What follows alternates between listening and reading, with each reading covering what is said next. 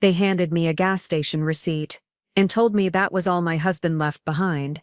No inheritance, no savings, no future for our 3 children, just debt and a trailer that smelled like cigarettes and broken dreams. But when Marcus walked through my front door 6 months later, identical to my dead husband except for the kindness in his eyes, everything I thought I knew about my life shattered like glass. Before we jump back in, tell us where you're tuning from, and if this story touches you, make sure you're subscribed, because tomorrow I've saved something extra special for you. My name is Zelma Brooks, and I'm 43 years old. Though most days I feel like I've lived twice that long. I worked as a night shift security guard at Riverside Medical Center for 8 years, the kind of job where you learn to sleep with one eye open and trust nobody completely. My husband Eddie had been gone for 6 months when this story really began, and I was still wearing his wedding ring on a chain around my neck because I couldn't bear to take it off my finger just yet. Eddie Brooks died on a Tuesday morning in March, clutching his chest in our kitchen while I was getting the kids ready for school. By the time the paramedics arrived, he was already gone, and my world had collapsed into a series of phone calls, paperwork, and people telling me how sorry they were for my loss. What nobody told me was how quickly sorry turns into impatience when there are bills to pay and arrangements to make. The funeral director was the first person to mention money. He sat across from me in his carpeted office that smelled like air freshener and sadness, explaining payment plans for caskets I couldn't afford. Eddie had always handled our finances, and I'd been too tired from working nights and raising 3 kids to pay attention to the details. I trusted him completely, the way you trust someone you've been married to for 15 years. "Mrs. Brooks," he said, sliding a manila folder across his desk, "I'm afraid there seems to be some confusion about your husband's life insurance policy. According to our records, the policy lapsed about 2 years ago." I stared at him, my brain struggling to process the words. That couldn't be right. Eddie had told me just last Christmas that everything was taken care of, that if anything happened to him, we'd be fine. I called the insurance company from the funeral home parking lot, sitting in my dented Honda Civic while the kids waited in the back seat, unusually quiet for 8, 12, and 14-year-olds. The customer service representative confirmed what the funeral director had said. The policy had been canceled for non-payment in November 2 years prior. There had been multiple notices sent to our address, all of which apparently went unanswered. That was the first crack in the foundation of everything I thought I knew about my husband. Over the next week, more cracks appeared. The bank informed me that our joint savings account, which I believed contained about $12,000, actually held $347.63. Our checking account was overdrawn. The credit cards I didn't even know existed were maxed out. Eddie's brother Michael, who lived 3 states away and worked in pharmaceutical sales, showed up for the funeral wearing an expensive suit and an expression that suggested he was doing us all a tremendous favor by being there. He had Eddie's face but none of his warmth, and when he spoke to me, it was with the kind of condescending patience people use when they think you're not very bright. After the service, Michael cornered me near the cemetery gates, while relatives I barely knew picked over the leftover sandwiches in the church basement. "Zelma," he said, his voice artificially gentle, "I know this is hard, but we need to talk about Eddie's affair. I've been going through some of his papers, and I'm afraid the situation is worse than you probably realize." He pulled out a folder thick with documents I'd never seen before. Business loan applications with Eddie's signature all denied. Credit card statements showing charges for things like electronics and motorcycle parts, none of which I could account for in our home. Bank statements from accounts I didn't know existed,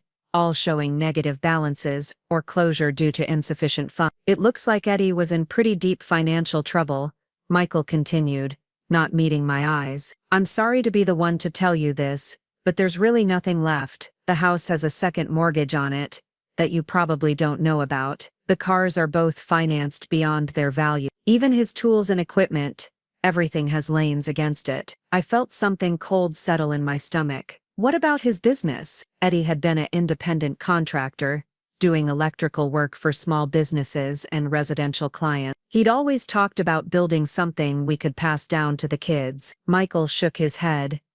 "More debt than assets, I'm afraid. His clients are owed refunds for work that was never completed. There are outstanding bills to supplier. The business checking account was closed last year for overdraft fees. Standing there in my black dress that I'd borrowed from my sister, holding a wilted carnation from Eddie's casket spray, I realized that my husband had been living a completely different life than the one I thought we shared. Either that, or someone was lying to me.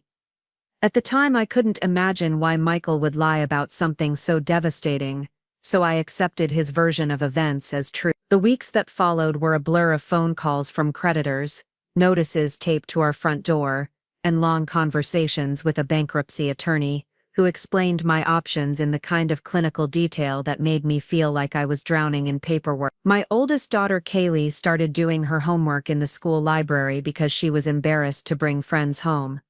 My middle child Trevor became quiet and withdrawn, spending hours in his room playing video games on a console that would probably be repossessed soon. My youngest, Stella, was too young to understand why mommy cried every time someone knocked on the door. I took on extra shifts at the hospital, working 60-hour weeks and sleeping 4 hours a night when I was lucky. The security job paid $14 an hour, which had been manageable when Eddie was bringing in money, but was nowhere near enough to cover our mortgage, utilities, groceries, and the minimum payments on debts I was only now discovering. Michael called every few weeks to check on us, always with the same tone of concerned authority that made me feel like a child being managed by a responsible adult. He suggested I sell the house quickly before the foreclosure process started. He recommended a lawyer friend of his, who specialized in bankruptcy cases. He even offered to help me find a smaller place to rent, somewhere more appropriate for our reduced circumstances. Everything he said made sense,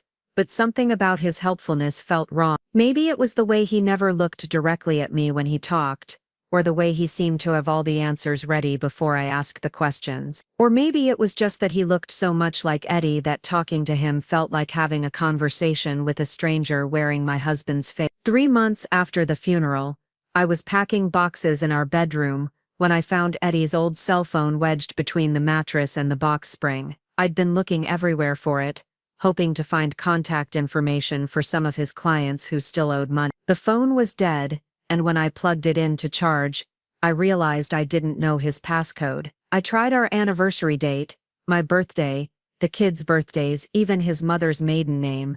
Nothing worked. I was about to give up when I remembered something Eddie used to say when he was feeling nostalgic. He'd talk about his childhood dog, a golden retriever named Buster who had died when Eddie was 12. He'd loved that dog more than anything in the world, and sometimes when he'd had a few beers, he'd tell the kids stories about the adventures they'd had together. I typed in Buster 1985, the year the dog died, and the phone unlocked. What I found there changed everything I thought I knew about my husband's final months. Text messages with clients who were praising his work and asking when he could start their next projects. Bank deposit confirmations for amounts that were much larger than what Michael had shown me. Photos of completed electrical jobs that looked professional and substantial. Email threads about a commercial contract that would have brought in nearly $40,000 over 6 months. This wasn't the phone of a man whose business was failing. This was the phone of someone who was actually doing quite well for himself. I scrolled through Eddie's contacts until I found a name I recognized: Tony Castellano, the owner of Castellano's restaurant, a local Italian place where Eddie had done some rewiring work the previous summer. I called Tony from the hospital during my break, not sure what I was hoping to learn. "Mrs. Brooks," Tony said, his voice warm with recognition. "I'm so sorry about Eddie. He was a good man, and he did beautiful work for us. I hope you got the check we sent. We wanted to pay his final invoice right away. Didn't want you to have to chase us down during such a difficult time." "What check?" I asked, my heart starting to race. "The one we sent to his business address about a week after the funeral. $4,700 for the kitchen renovation he finished right before he passed. We sent it certified mail to make sure it got to the right place." I thanked Tony and hung up with shaking hands. There had been no check for $4,000. In fact, Michael had specifically told me that Tony's restaurant still owed money to Eddie's estate. Money that we'd never be able to collect because the work had been substandard, and the client was disputing the charges. That night, instead of trying to sleep before my shift, I sat at our kitchen table with Eddie's phone, and started calling every client contact I could find. One by one, they told me the same story. Preparing and narrating this story took us a lot of time. So if you are enjoying it, subscribe to our channel. It means a lot to us. Now, back to the story. Eddie had completed their work satisfactorily. They had paid promptly. Several mentioned sending final payments to his business address after his death, wanting to make sure his family received what was owed, but I had never seen a single one of those checks. Eddie's business address, according to the clients, was a P.O. box at a Mail Plus location about 20 minutes from our house. I drove there the next morning, still wearing my security uniform from the overnight shift. The teenager behind the counter was helpful but not particularly interested in my story. He looked up the box number and confirmed that it was registered to Brooks Electrical Services, with monthly payments current through the end of the year. The box had been paid for 6 months in advance. He told me right around the time of Eddie's death. Someone had been collecting mail from it regularly, at least twice a week according to their access logs. I asked if he could tell me who had access to the box. He shook his head. Privacy policy. But he did tell me that the person authorized to collect mail was not the same person who had originally rented the box. The box had been rented by Edward Brooks, but the authorization for mail pickup had been transferred to Michael Brooks about 2 weeks after Eddie's funeral. I sat in my car in the Mail Plus parking lot for 20 minutes, trying to make sense of what I'd learned. Michael had been collecting Eddie's business mail, including final payment checks from clients, without telling me. He had told me that Eddie's business was failing and that clients were refusing to pay, when in reality they had been sending money that Michael was intercepting. But why would he do that? What possible reason could he have for lying to me about Eddie's finance? That afternoon, I called the law office that Michael had recommended for my bankruptcy case. I told the receptionist that I was Mrs. Brooks, and that I needed to speak with Mr. Henderson about my husband's estate. She transferred me immediately. Mrs. Brooks, Miss Henderson said, "I was just about to call you. We've finished reviewing all the documentation that Michael provided, and I have to say, this is one of the more straightforward cases I've seen. Your husband really did leave quite a mess behind him. But the good news is that most of the debt can be discharged, and you'll be able to start fresh." "What documentation?" I asked. "The financial records that Michael brought in last week. Bank statements, loan documents, business record, everything we need to establish the extent of the debt and the lack of assets." Michael was very thorough. I had never given Michael permission to take Eddie's financial records to a lawyer. In fact, I had never seen most of the documents that the lawyer was describing. But somehow Michael had been able to provide detailed financial information about my husband's affairs to an attorney, information that painted a picture of failure and debt that didn't match what I was discovering on Eddie's phone. That evening, I called my sister Joyce and asked her to watch the kids. I told her I had some errands to run, but what I really needed was time to think without interruption. I drove to the diner where Eddie and I used to go for late breakfast after his early morning jobs, and I sat in our usual booth with a cup of coffee and his phone, trying to piece together the timeline of what had happened. Eddie died on March 15th. Michael arrived for the funeral on March 20th. By March 22nd, he had convinced me that Eddie died broke and in debt. By the end of March, he had transferred access to Eddie's business mail to himself and had taken financial documents to a bankruptcy lawyer. He had also recommended that I sell the house quickly and had put me in touch with a real estate agent who specialized in distressed sales. Everything had happened so fast that I hadn't had time to question any of it. I'd been grieving and overwhelmed, and Michael had presented himself as the responsible family member who was stepping in to help. But now I was beginning to wonder if he was actually the family member who was stepping in to steal. I opened Eddie's email on his phone and started scrolling through his messages from the last few months before he died. What I found there made my blood run cold. Eddie had been planning to update his will. There were multiple emails with a lawyer named Patricia Vaughn, discussing changes to his estate plan. The last email was dated just 4 days before Eddie's death, and it included a message that made my hands shake as I read it. "Miss Vaughn," Eddie had written, "thank you for preparing the new will as we discussed. I'll be in your office Monday morning to sign everything. I want to make sure Zelma and the kids are protected, especially given what I've learned about Michael's financial problem. As we talked about, I'm removing him as executor and making Zelma the sole beneficiary of everything, including the business and the investment accounts. I know this is the right decision. I stared at the email for a long time, reading it over and over again. Eddie had been planning to change his will the Monday after he died. He had been planning to remove Michael as executor. He had mentioned investment accounts that I'd never heard of, and business assets that Michael claimed didn't exist. And most importantly, he had mentioned Michael's financial problems. What financial problems? Michael presented himself as successful and stable, the responsible brother who was helping his broke sister-in-law navigate her dire circumstances. But according to this email, Eddie had been concerned enough about Michael's finances that he was removing him from his will entirely. I paid for my coffee and drove straight to Patricia Vaughn's law office. It was nearly 8 o'clock at night, but I could see lights on in some of the windows. I sat in the parking lot until I saw a woman in a business suit leaving through the side door. I got out of my car and approached her, hoping she might be the lawyer who had been working with Eddie. "Excuse me," I said. "Are you Patricia Vaughn?" She stopped and looked at me with the wariness of someone who had been approached by strangers in parking lots before. "Yes. Can I help you? I'm Zelma Brooks. I think my husband was working with you on updating his will before he died." Her expression changed immediately.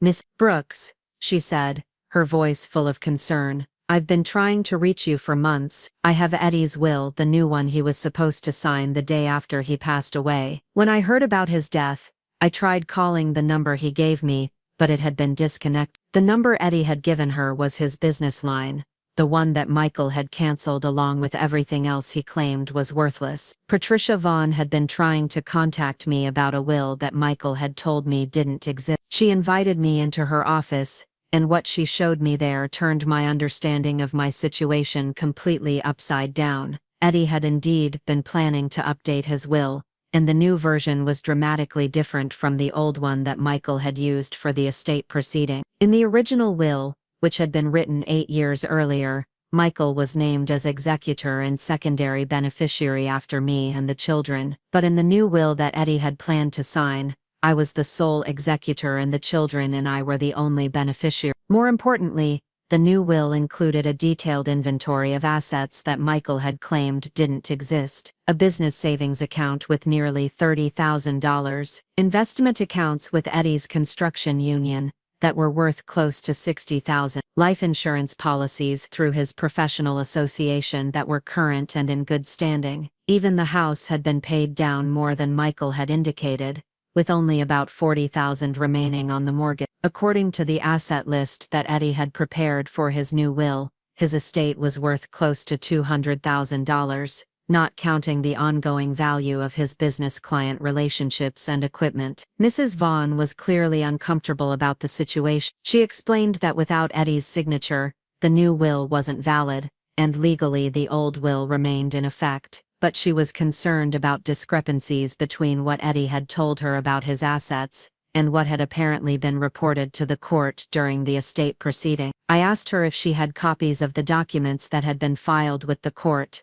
the ones that Michael had submitted. She made some phone calls and was able to obtain copies of the estate filing that evening. When we compared those documents to the asset list Eddie had prepared, it was clear that someone had systematically underreported or hidden nearly every valuable asset Eddie owned. The business account that Eddie listed as containing $30,000 was reported to the court as having been closed for insufficient funds. The investment accounts were listed as dissolved prior to death. The life insurance policies were marked as lapsed due to non-payment. Even Eddie's truck, which was worth at least $15,000 and was paid off, was listed as financed beyond value. Someone had deliberately and methodically erased Eddie's assets from his estate, and that someone had to be Mike. He was the only person who had access to Eddie's papers, the only one who had been in contact with lawyers and courts, the only one who knew enough about the estate to manipulate the documentation. I drove home that night with copies of both wills and a head full of questions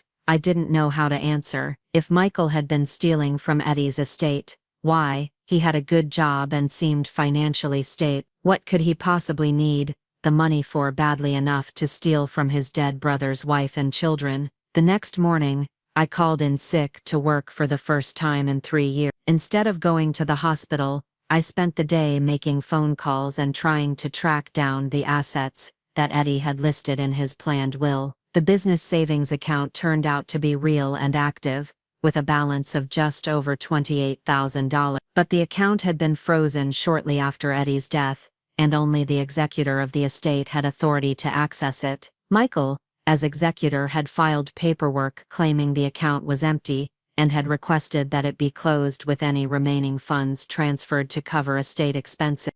The bank representative I spoke with couldn't give me details over the phone, but she was able to confirm that the account had contained a substantial sum at the time of Eddie's death. The investment accounts were harder to track down, but with Patricia Vaughn's help, I was able to contact the Union Benefits Office. Eddie's accounts were indeed active and valuable, but someone claiming to be the estate executor had submitted paperwork requesting that the funds be liquidated and sent to an address I didn't recognize. The union representative was suspicious enough about the request that they had held off on processing it, but they had been planning to complete the transfer soon. I asked them to freeze any action on the accounts until I could sort out the legal situation. They agreed, but warned me that they couldn't hold things indefinitely without proper court documentation. By the end of the day, I had confirmed that nearly every asset Eddie had planned to include in his new will actually existed and was substantially more valuable than Michael had reported. I had also discovered that Michael had been actively working to liquidate or transfer those assets, using his authority as executor to move money that should have been coming to me and the children. But I still didn't understand why he was doing it, and I didn't know how to stop him without proof that would hold up in court. That night, I sat down with the kids and tried to explain that things might not be as bad as we'd thought. Kaylee, who was smart enough to have been worrying about money since the funeral, asked pointed questions about where the money had been and why we were just finding out about it now. I didn't have good answers for her, but I promised that I was going to figure everything out. Trevor, my quiet middle child, surprised me by asking if Uncle Michael had been lying to us.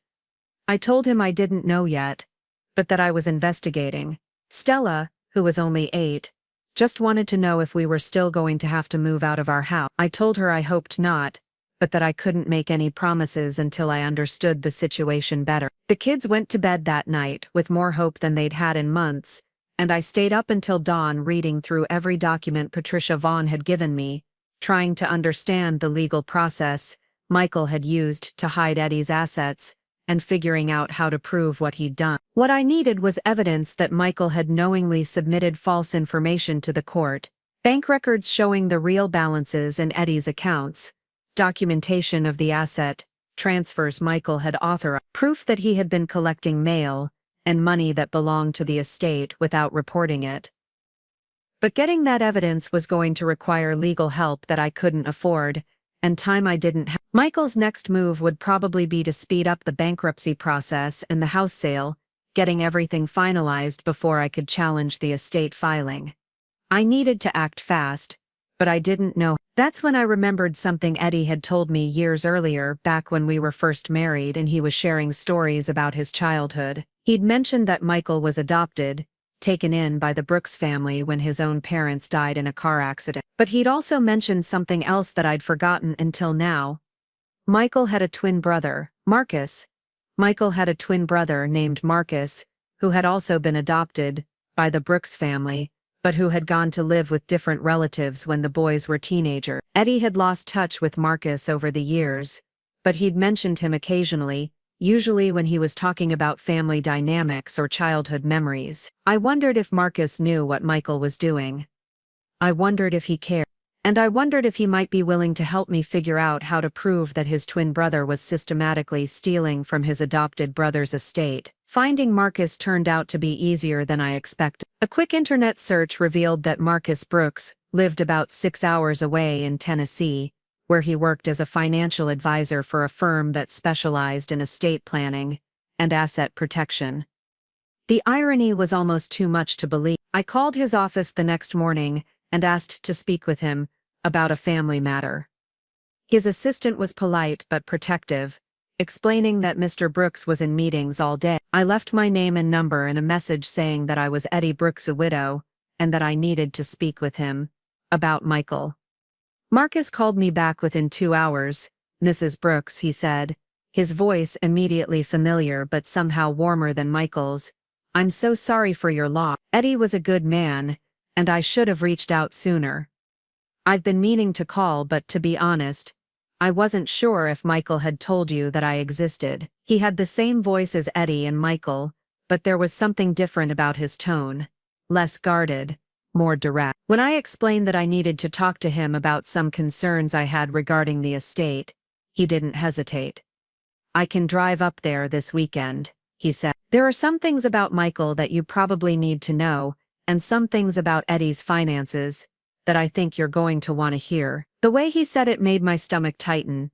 Marcus knew something about Michael that I did, and whatever it was serious enough that he was willing to drive 6 hours to tell me about it in person. I spent the rest of the week preparing for Marcus's visit. I organized all the documents Patricia Vaughn had given me, printed copies of the bank statements and emails I'd found on Eddie's phone, and made a timeline of everything that had happened since Eddie's death. I wanted to be ready to show Marcus exactly what I'd discovered, and to get his perspective on whether my suspicions about Michael were justified. The kids were curious about why Uncle Michael's twin brother was coming to visit. I'd never mentioned Marcus to them before, partly because I'd forgotten he existed, and partly because Eddie had rarely talked about that side of the family. I explained that Marcus was their father's brother-in-law, sort of, and that he was coming to help us understand some things about their dad's business. Kaylee, who was developing the kind of skepticism that comes from watching adults lie to children about money problems, asked if Marcus was going to tell us we were broke too. I told her I hoped not, but that we were going to listen to what he had to say and make our own decisions about what to believe. Saturday morning came gray and drizzly, the kind of weather that makes everything feel more serious than it probably needs to. I was cleaning the kitchen when I heard a car door slam in the driveway. I looked out the window and saw a man who looked exactly like Eddie walking toward my front door, carrying a briefcase and wearing the expression of someone who was not looking forward to the conversation he was about to have. When I opened the door, the resemblance was so strong that for a moment I forgot how to breathe. Marcus had Eddie's face, Eddie's build, Eddie's way of standing with his hands in his pocket. But when he spoke, when he looked directly at me with concern and attention, I could tell immediately that this was not the same person as Michael. "Mrs. Brooks," he said, extending his hand. "I'm Marcus. Thank you for reaching out to me. I think it's time we talk." Marcus stepped into my living room, and immediately I could see him taking inventory of our situation. His eyes moved from the stack of unpaid bills on the coffee table to the boxes packed with items we were planning to sell, to the worn furniture that had seen better days. But unlike Michael, who had looked at our circumstances with what I now realized was calculated sympathy, Marcus looked genuinely concerned. He sat down on our old couch and opened his briefcase with the efficiency of someone who dealt with complicated family financial situations for a living. "I'm going to be direct with you, Mrs. Brooks," he said, "because I think you've been lied to enough already. Michael called me about 3 weeks after Eddie's funeral. He told me that Eddie had died broke, and that you were struggling with massive debt. He said the family was rallying around to help you through bankruptcy, and that everything was being handled properly." I felt my chest tighten.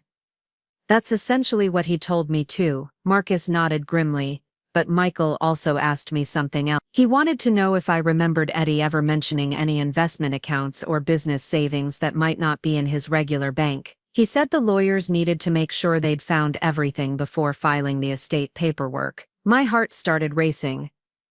"What did you tell him?" I told him the truth, that Eddie had called me about 6 months before he died, asking for advice about setting up some investment accounts through his union. Eddie was worried about making sure you and the kids would be okay if something happened to him. He wanted to build up assets that would be protected and easy for you to access. Marcus pulled out a yellow legal pad covered with handwritten notes. Eddie specifically asked me about vehicles for hiding assets from creditors, not because he was planning to defraud anyone, but because he'd heard stories about families losing everything to medical debt or business liability issues. He was being careful, trying to protect his family's future. I stared at Marcus, pieces of the puzzle starting to click into place in my mind. "So So Eddie did have protected assets. According to what he told me, yes, substantial ones. He'd been systematically moving money into accounts that would be harder for creditors to touch, and he was planning to update his will to make sure you knew about everything.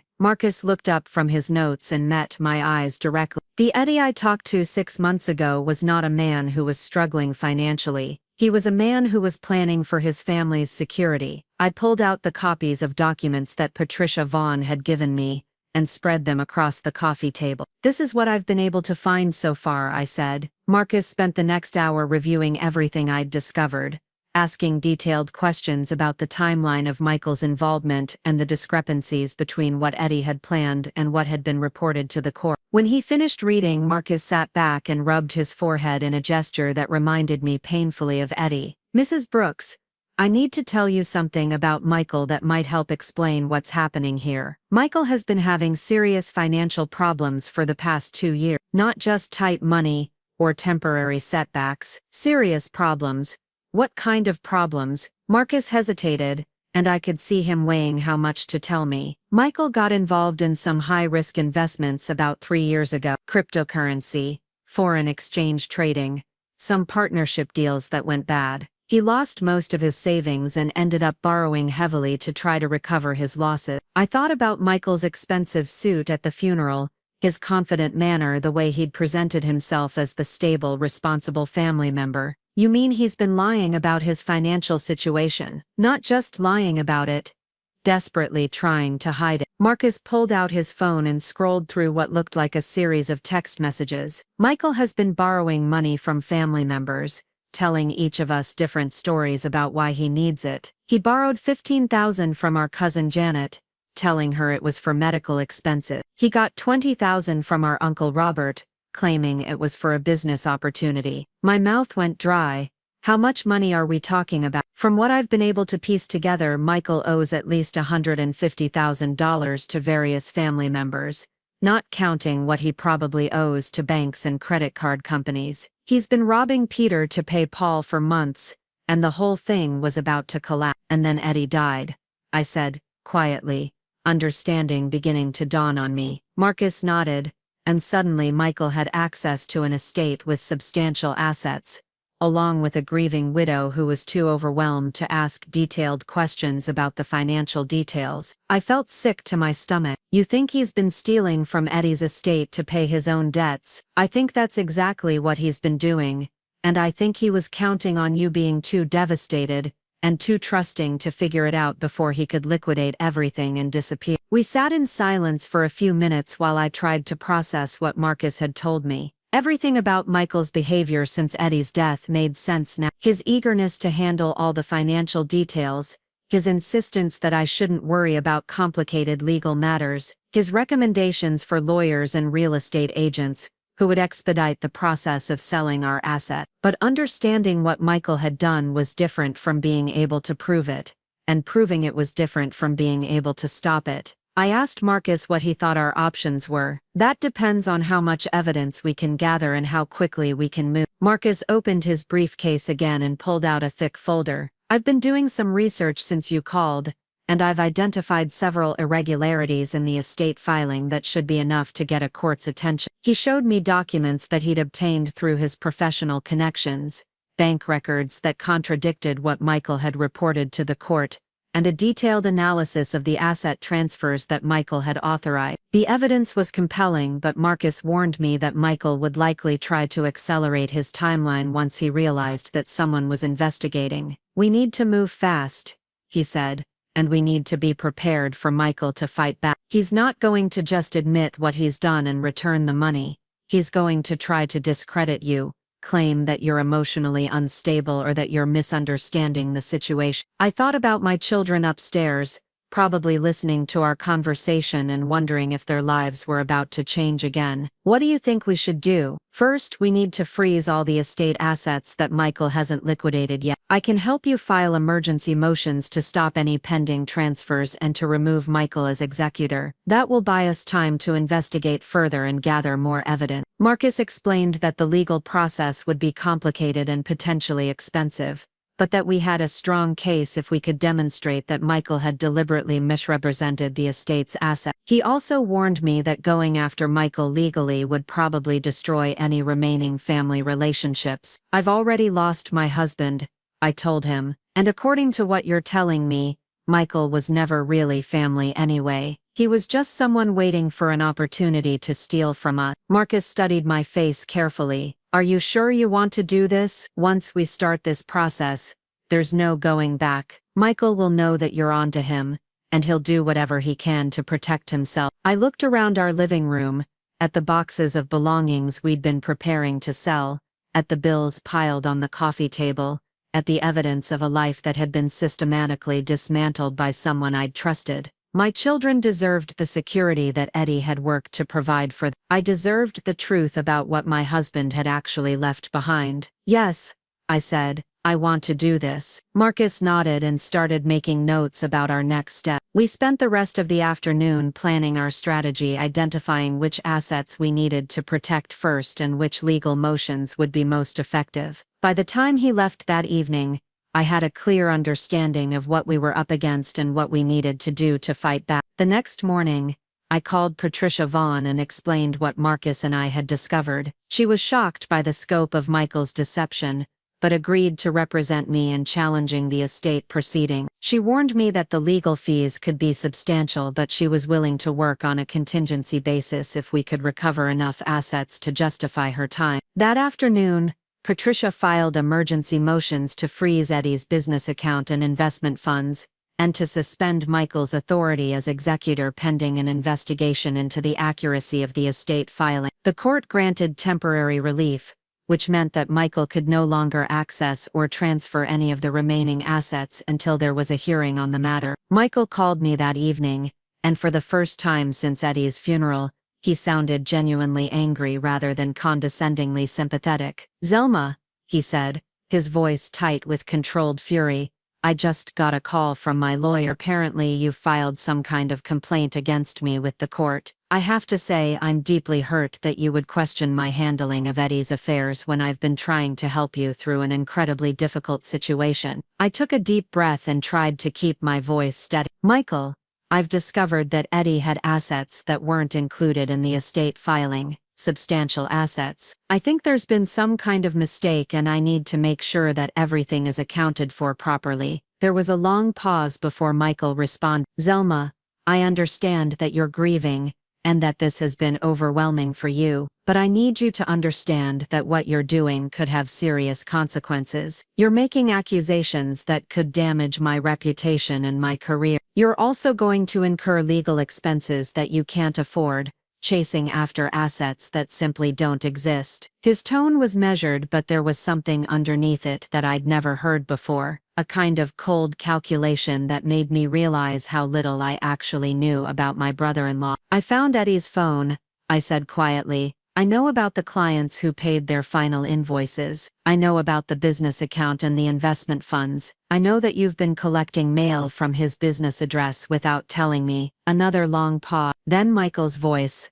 much colder now.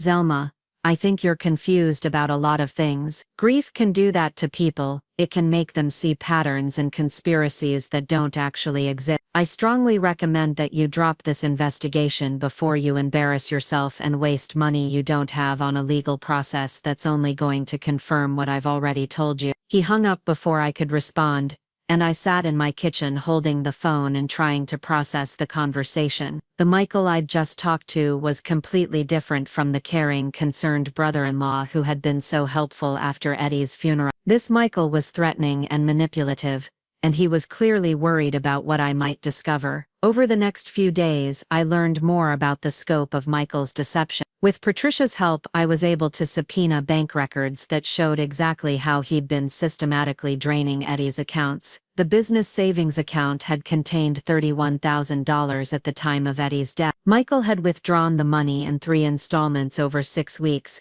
claiming that it was needed to pay estate expenses and outstanding debts, but there was no documentation showing what those expenses were or which debts had been paid. The money had simply been transferred to accounts controlled by Michael and then moved again to accounts I couldn't trace. The investment accounts were an even more brazen theft. Michael had submitted forged documents to the Union Benefits Office, claiming that Eddie had authorized the liquidation of his accounts before his death. The forgery was sophisticated but not perfect, and a handwriting expert was able to confirm that the signatures were not Eddie. Marcus drove up from Tennessee again the following weekend, this time bringing additional documentation that he'd gathered about Michael's financial situation. He'd been in contact with other family members who had loaned money to Michael, and the pattern of deception was even worse than we'd initially thought. Michael had been telling elaborate lies to different relatives, spinning stories about business opportunities, medical emergencies, and temporary cash flow problems. He'd borrowed money from at least 7 different family members over the past 2 years, always with promises to pay it back quickly and always with excuses when the payback dates came and went. More importantly, Marcus had discovered that Michael had been planning to declare bankruptcy himself, probably within the next few months. He'd been liquidating assets and moving money to accounts that would be protected from creditors, and he'd been consulting with bankruptcy attorneys about the best strategies for preserving as much wealth as possible while discharging his debt. Eddie's estate had represented an unexpected windfall for Michael, a chance to solve his financial problems without having to admit to his family that he'd lost everything through bad investments and poor decisions. But the most disturbing thing Marcus showed me was a series of emails between Michael and a private investigator that he'd hired to research my background and financial situation. Michael had been systematically gathering information about my income, my debts, my credit history, and my psychological state following Eddie's death. The emails made it clear that Michael had been planning his deception for weeks before he even arrived for Eddie's funeral. He'd known exactly how much money Eddie had, and he'd developed a detailed strategy for convincing me that the money didn't exist while he quietly transferred it to accounts he controlled. One email in particular made my blood run cold. In it, Michael instructed the private investigator to look for any evidence of mental health issues or substance abuse problems that could be used to challenge my credibility if I ever questioned the estate proceedings. He'd been preparing to destroy my reputation if I got too close to discovering his theft. Armed with this new evidence, Patricia was able to file additional motions, requesting a full investigation of Michael's handling of the estate, and asking the court to remove him as executor immediately rather than waiting for the scheduled hearing. She also filed a motion requesting that the court order Michael to provide a full accounting of all estate funds he'd accessed, along with documentation showing how the money had been spent. The court granted both motions, which meant that Michael was officially removed as executor and that he was required to provide detailed financial records within 30 days or face contempt of court charges. Michael's response was swift and vicious. Within a week of the court order, I started receiving calls from creditors claiming that Eddie had owed them substantial amounts of money. A medical equipment company claimed that Eddie had purchased several $1,000s worth of supplies that were never paid for. A tool supplier insisted that Eddie had outstanding invoices dating back 6 months. When I asked for documentation of these debts, the amounts and details kept changing. It became clear that Michael was manufacturing fake creditor claims in an attempt to reduce the apparent value of the estate and to justify his earlier liquidation of assets. But Marcus and Patricia were ready for this strategy. As a financial advisor, Marcus knew how to trace money movements and identify fraudulent documentation. Patricia had experience with family members who attempted to hide assets during estate proceedings. Together, they were able to demonstrate that most of the creditor claims were either completely fabricated or grossly inflated. The most telling evidence came when we investigated the companies that were claiming Eddie owed them money. Several of the businesses had been incorporated within the past month, after the court had frozen the estate assets. Others had addresses that led to empty office buildings or mail forwarding services. Michael had created an elaborate web of fake companies and false invoices in an attempt to make it look like Eddie's estate was actually in debt rather than profitable. It was a sophisticated fraud scheme, but it was also desperate and sloppy in places where Michael had been forced to work quickly. During this time, I was still working my security job at the hospital, trying to maintain some sense of normalcy for the kids while dealing with the legal proceeding. The stress was enormous, and there were nights when I lay awake wondering if I was doing the right thing by pursuing Michael so aggressively. The kids knew something major was happening, but I tried to shield them from the worst detail. I explained that there had been some confusion about their father's financial affairs, and that we were working with lawyers to get everything sorted out. Kaylee, who was sharp enough to read between the lines, asked if Uncle Michael had been stealing from. I told her that we didn't know for sure yet, but that we were investigating some irregularities. Trevor wanted to know if we were going to have to move after all, and Stella just wanted assurance that everything was going to be okay. I couldn't promise them that everything would be okay, because I genuinely didn't know how the legal proceedings would turn out. But I could promise them that I was fighting for the security that their father had wanted them to have, and that I wasn't going to let anyone take advantage of our family. The preliminary hearing was scheduled for 6 weeks after Patricia filed the initial motions, and as the date approached, Michael's behavior became increasingly erratic. He started showing up at my workplace, cornering me in the hospital parking lot and trying to convince me to drop the legal proceedings. During one particularly uncomfortable encounter, Michael grabbed my arm and told me that I was making a serious mistake by trusting Marcus. He claimed that Marcus was manipulating me for his own financial gain, and that I was being used in some kind of scheme to discredit Michael's reputation. "You don't understand the family dynamics here, Selma," Michael said, his grip on my arm tighter than it needed to be. "Marcus has always been jealous of my success, and he's using Eddie's death as an opportunity to settle old scores. You're going to end up with nothing, and Marcus is going to disappear with whatever assets actually exist." I pulled my arm free and told Michael that if he contacted me again outside of legal proceedings, I would file for a restraining order. His mask of concerned helpfulness had completely dropped by then, and the person standing in front of me was clearly capable of much worse behavior than financial fraud. That night, I called Marcus and told him about the encounter. He wasn't surprised by Michael's accusations, but he was concerned about the physical intimidation. "That's not like Michael," Marcus said. "He's always been manipulative, but he's not usually physically aggressive. The fact that he's escalating to that level suggests that he's more desperate than we realized." Marcus recommended that I document any future encounters with Michael and that I consider asking for police protection if the harassment continued. He also suggested that we accelerate our timeline for the hearing, since Michael's behavior suggested that he might be planning something more dramatic than just legal maneuvering. The following week, Patricia received a call from Michael's attorney requesting a meeting to discuss a possible settlement. Michael was apparently willing to admit that there had been some accounting errors in the estate filing, and was prepared to make adjustments to correct the discrepancy. Patricia and I met with Michael and his lawyer in a conference room that felt like a battlefield. Michael looked haggard and stressed, completely different from the confident man who had taken charge of Eddie's affairs 6 months earlier. His lawyer, a sharp-dressed woman who clearly specialized in white-collar defense, did most of the talking. They were proposing that Michael return about $60,000 to the estate, which they characterized as funds that had been improperly distributed due to clerical errors and miscommunication. In exchange, I would agree to drop all legal proceedings and accept Michael's revised accounting of the estate assets. It was a lowball offer that represented maybe a third of what we believed Michael had actually stolen,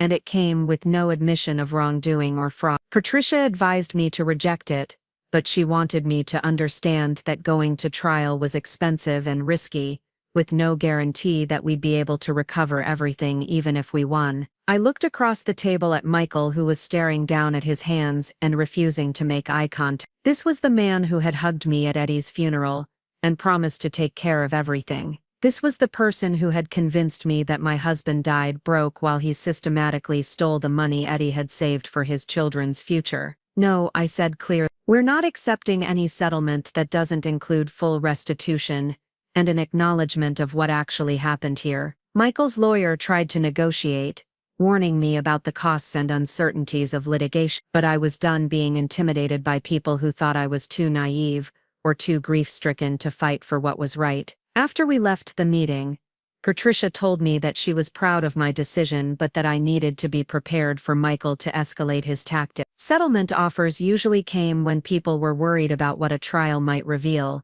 and Michael clearly had more to hide than we'd discovered so far. She was right. Over the next 2 weeks, the fake creditor claims became more aggressive, with people calling the house at all hours demanding payment for debts that Eddie had supposedly incurred. Someone broke into my car in the hospital parking lot, though nothing was stolen. I started getting hang-up calls in the middle of the night. The harassment was clearly designed to make me feel unsafe and to pressure me into accepting a settlement. But it also confirmed that Michael was worried about what we might find if the case went to trial. Marcus drove up again the weekend before the hearing, and this time he brought something that changed everything we thought we knew about the case. He'd been digging deeper into Michael's background and had discovered something that explained why Michael had been so desperate for money, and why he'd been willing to risk everything to steal from Eddie's estate. Michael wasn't just in debt from bad investments. He was being investigated by the SEC for securities fraud related to his work in pharmaceutical sales. He'd been using insider information to make trades in medical device companies,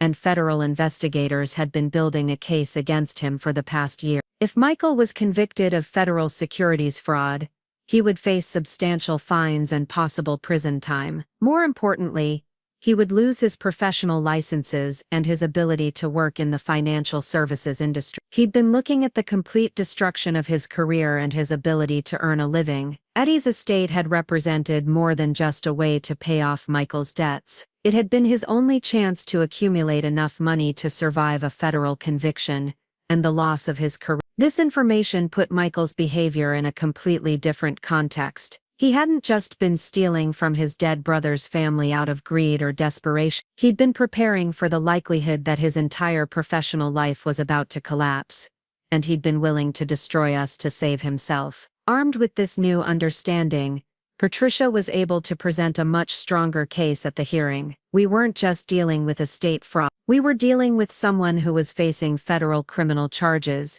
and who had systematically looted his brother's assets to prepare for his own legal troubles. The judge was clearly disturbed by the scope of Michael's deception, and by the evidence of ongoing harassment and intimidation. He ordered an immediate audit of all estate transactions, and appointed an independent administrator to take control of any remaining assets, while the investigation continued. More importantly, he issued a restraining order preventing Michael from contacting me or my children directly, and he referred the case to the district attorney's office for possible criminal charges related to the forged documents and fraudulent creditor claims. Walking out of the courthouse that day, I felt like I could breathe properly for the first time since Eddie's death. We hadn't recovered the stolen money yet, and the legal process was far from over. But for the first time, I felt like someone in authority understood what had been done to my family and was taking it seriously. Marcus walked me to my car and told me that he was proud of how I'd handled everything. You could have just accepted Michael's version of events and tried to move on with your life, he said. A lot of people would have done that rather than fighting a battle they weren't sure they could win. I thought about Eddie, about the conversations we'd had about the future, and about making sure the kids would be okay if something happened to him. He'd worked hard to build something for us, and he'd trusted his family to protect what he'd built. Eddie deserved better than this, I said, and my children deserve the security he tried to provide for them. Marcus nodded. Michael betrayed more than just your trust. He betrayed everything Eddie believed about family and loyalty. But you've shown that there are still people willing to fight for what's right, even when it's difficult. The drive home that evening felt different than any trip I'd made in months. For the first time since Eddie's death, I felt like I had some control over my family's future. The legal process wasn't over, and there would undoubtedly be more challenges ahead. But I was no longer the overwhelmed widow being managed by people who claimed to know what was best for me. I was someone who had uncovered the truth and was fighting for justice, and that felt like something Eddie would have been proud of. The restraining order against Michael gave me the first peaceful night's sleep I'd had in months, but I knew it was just the beginning of a much longer battle. The independent administrator appointed by the court, a stern woman named Dr. Elizabeth Chen, who specialized in forensic accounting, called me the morning after the hearing to schedule our first meeting. Dr. Chen's office was located in a glass building downtown that made me feel underdressed in my thrift store blazer and department store shoes. But when she greeted me in her reception area, I could tell immediately that she was someone who cared more about substance than appearances. She was probably in her 50s with graying hair pulled back in a practical bun and the kind of direct gaze that suggested she'd seen every possible variation of financial deception. "Mrs. Brooks," she said as we settled into her conference room, "I've been reviewing the preliminary documentation from your case, and I have to say that what your brother-in-law did was both sophisticated and brazen. We're looking at a minimum of 6 separate fraudulent transactions, possibly more depending on what we find when we dig deeper." She spread out a timeline she'd created showing Michael's activities from the day of Eddie's death through the court hearing. The scope of his deception was even worse than I'd realized. He'd been moving money, forging documents, and creating false paper trails, almost from the moment Eddie was pronounced dead. The business account liquidation was just the tip of the iceberg, Dr. Chen explained. Your husband had also set up several certificate of deposit accounts that matured at different times over the past year. Michael managed to cash out 3 of them by forging power of attorney documents that he backdated to before your husband's death. I stared at the timeline, trying to process the level of planning and calculation that Michael's theft had required. This wasn't desperation or panic, this was systematic criminal behavior carried out over months, while he pretended to comfort me and help manage my grief. "How much money are we talking about?" I asked. Dr. Chen consulted her notes. "Based on what I've been able to trace so far, at least $230,000. But that's just what I can document through legitimate financial institutions. If your husband had cash savings or other assets that weren't formally banked, Michael could have taken substantially more, $230,000. I felt dizzy thinking about what that money could have meant for my children's future. College educations, a house they could grow up in without worrying about foreclosure, financial security that would have let me focus on raising them instead of working 60-hour weeks just to keep the lights on." Dr. Chen continued her explanation of Michael's fraud scheme, showing me how he'd used forged estate documents to gain access to accounts, how he'd created fake business expenses to justify large withdrawals, and how he'd systematically transferred money through multiple accounts to make it harder to trace. The most disturbing part was how he'd used my grief against me. Every conversation we'd had after Eddie's funeral, every piece of advice he'd given me about selling the house or filing for bankruptcy, had been designed to prevent me from looking too closely at the financial details while he continued stealing. But Michael had made mistakes, and Dr. Chen was methodical about identifying each one. He'd been overconfident about his ability to manipulate the situation, and his desperation about his own legal troubles had made him sloppy in places where a more careful criminal might have covered his tracks better. The forged signatures were the most obvious error. Michael had practiced Eddie's signature, but he'd relied too heavily on examples from old Christmas cards and birthday notes instead of studying Eddie's business signature, which was different and more complex. A handwriting expert would have no trouble proving that the estate documents were fraudulent. More damaging was the electronic trail Michael had left behind. He'd used his own computer and phone to research banking procedures, bankruptcy law, and asset protection strategy. His internet search history read like a manual for estate fraud, complete with queries about how long financial institutions kept records and what kind of documentation was required for large asset transfers. Dr. Chen had also discovered that Michael had been careless about the timing of his transactions. He'd liquidated one of Eddie's certificates of deposit on the same day he'd called me to express concern about my financial situation. The phone records showed that he'd called the bank first, authorized the transfer, and then called me an hour later to ask how I was coping with Eddie's debts. But the most damaging evidence was something that Michael probably didn't even realize existed. Eddie's Union Benefits office had recorded all phone conversations related to account changes, and Dr. Chen had obtained copies of the calls Michael had made, claiming to be Eddie's estate executive. In those recordings, Michael could be heard lying smoothly and confidently about Eddie's financial situation, claiming that the family was desperate and needed immediate access to the pension funds to pay for funeral expenses and outstanding debts. His voice was calm and professional, completely different from the concerned brother-in-law who had comforted me at the funeral. Listening to those recordings was like hearing someone plan the destruction of my family while speaking in my dead husband's voice. Michael sounded so confident, so entitled to money that belonged to my children. There was no hesitation in his voice, no apparent guilt about what he was doing. Dr. Chen warned me that recovering the stolen money would be complicated and potentially time-consuming. Michael had moved funds through multiple accounts, and some of the money had probably been used to pay his own debts or legal expenses. We might be able to trace the transfers and obtain court orders for restitution,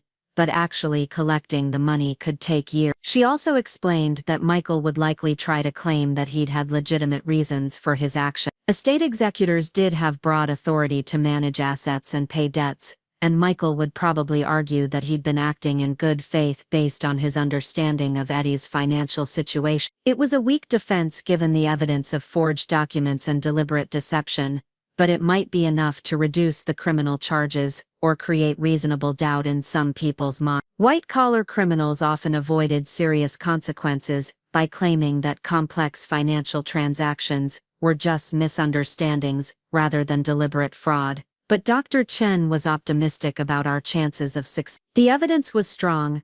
Michael had been careless in several important ways, and his ongoing SESC investigation would make it harder for him to claim that he was a trustworthy person who had simply made honest mistakes. More importantly, the court was clearly taking the case seriously. Judge Morrison, who was overseeing the estate proceedings, had a reputation for being tough on financial fraud, especially when it involved vulnerable people like widows and children. Over the next few weeks, Dr. Chen's investigation uncovered even more evidence of Michael's deception. She found records showing that he'd been researching my background and financial situation for months before Eddie died, suggesting that he'd been planning his fraud scheme even while Eddie was still alive. She also discovered that Michael had attempted to forge documents giving him power of attorney over Eddie's medical decisions during what turned out to be Eddie's final hospital visit. The forgery had been unsuccessful because the hospital required additional verification,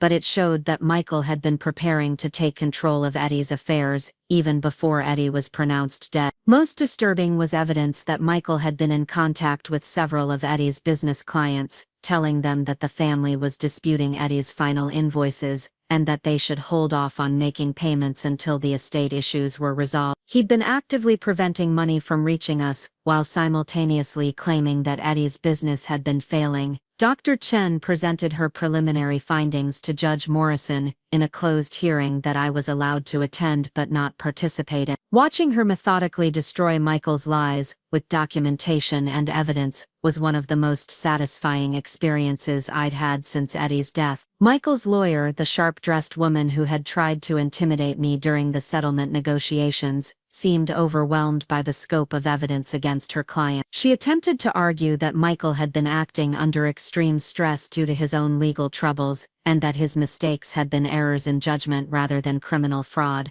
Judge Morrison was not impressed. He pointed out that the forged signatures alone constituted multiple felonies, and that the systematic nature of Michael's deception suggested careful planning rather than panicked mistake. The judge ordered Michael to appear for a deposition within 2 weeks, and warned that failure to cooperate fully with Dr. Chen's investigation could result in additional charges and immediate arrest. He also expanded the asset freeze to include any personal accounts that Michael controlled, effectively preventing him from accessing any money until the investigation was complete. Walking out of the courthouse that day, I felt like justice was finally within reach. The legal system was slow and complicated, but it was working the way it was supposed to work. People who thought they could take advantage of grieving families were being held accountable for their actions. Marcus called me that evening to check on how the hearing had gone. He'd been following the case closely from Tennessee, and he'd been providing Dr. Chen with additional information about Michael's financial history and family relationships. "I think Michael is finally starting to understand that this isn't going to go away," Marcus said. His lawyer called my office yesterday asking if I'd be willing to testify about Michael's character and financial situation. I told her I'd be happy to testify, but probably not in the way she was hoping. Marcus had decided to take a leave of absence from his job to help with the investigation, and to provide support during the legal proceeding. His financial expertise was invaluable for understanding the complex asset transfers that Michael had orchestrated, and his personal knowledge of Michael's behavior patterns helped Dr. Chen anticipate what evidence to look for. But Marcus was also struggling with his own emotions about the situation. He'd grown up with Michael, and despite their differences over the years, he'd never imagined that his twin brother was capable of the kind of calculated cruelty that the investigation was revealing. "I keep thinking about Eddie," Marcus told me. "He trusted Michael enough to name him as executor in his original will. Eddie believed that Michael would take care of you and the kids if something happened to him. The betrayal goes so much deeper than just stealing money." I understood what Marcus meant. Michael hadn't just robbed us financially, he'd violated the most basic bonds of family loyalty and trust. He'd looked me in the eye at Eddie's funeral, and promised to help us through our grief, while he was actively planning to steal everything Eddie had worked to leave us. The impact on my children was something I worried about constantly. Kaylee had always been close to Uncle Michael, and learning that he'd been lying to us and stealing from us was confusing and hurtful for her. She started having nightmares and asking questions about whether other adults in her life might be lying to her too. Trevor dealt with the situation by withdrawing even further into himself. He stopped talking about his father almost entirely, and I could see him struggling with the idea that the family he'd trusted to support us after Eddie's death had actually been working against us. Stella was too young to understand the details, but she picked up on the tension and stress that dominated our household. She started having behavioral problems at school and clinging to me in ways that suggested she was worried about losing another important person in her life. I arranged for all 3 kids to see a counselor who specialized in helping children cope with trauma and family disruption. Dr. Sarah Williams was a gentle, patient woman who helped the kids process their feelings about Eddie's death, Michael's betrayal, and the uncertainty about our family's future.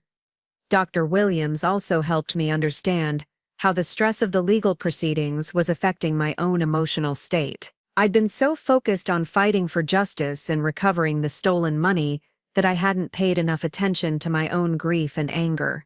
"You're dealing with multiple losses," she explained during one of our sessions. "You lost your husband, which is devastating enough, but you also lost your sense of financial security, your trust in family relationships, and your confidence in your ability to protect your children. Those are all significant traumas that need to be processed." She was right. I'd been operating in crisis mode for so long that I'd forgotten how to think about anything except the immediate problems that needed to be solved. I hadn't allowed myself to properly mourn Eddie's death because I'd been too busy fighting to preserve what he'd left behind for us. Dr. Williams helped me develop strategies for managing the stress of the legal proceedings while still being emotionally available for my children. She also helped me understand that recovering the stolen money, while important, wouldn't magically solve all of our problems or erase the trauma that Michael's betrayal had caused. Meanwhile, Dr. Chen's investigation was moving forward with methodical precision. She'd been able to trace most of the stolen money through Michael's various accounts and transactions, and she'd identified several assets that could potentially be seized to satisfy restitution orders. Michael owned a house in an upscale subdivision that had substantial equity. He had investment accounts that contained money that could be traced directly to Eddie's estate. He even owned a boat and 2 luxury cars that had been purchased with funds that Dr. Chen could prove had been stolen from us. But Michael was fighting every aspect of the investigation. His lawyer was filing motion after motion, attempting to block Dr. Chen's access to his financial records, claiming that the investigation was a violation of his privacy rights, and that the evidence against him was circumstantial. The legal maneuvering was frustrating and time-consuming, but Patricia assured me that it was also a sign that Michael was desperate. People who were confident in their innocence didn't usually try so hard to prevent investigators from examining their financial record. Michael's deposition was scheduled for a Thursday morning in Patricia's conference room. I was allowed to attend as a witness, and Marcus drove up from Tennessee to provide moral support and additional testimony if needed. Seeing Michael again after weeks of learning about the scope of his deception was surreal. He looked older and more haggard than he had at the settlement meeting, and his expensive clothes couldn't hide the fact that he was under enormous stress. His lawyer had clearly coached him to say as little as possible. Michael answered most questions with variations of "I don't recall," or "I'd have to review my record." When pressed for details about specific transactions, he claimed that he'd been acting on advice from lawyers and accountants who had told him that his actions were appropriate.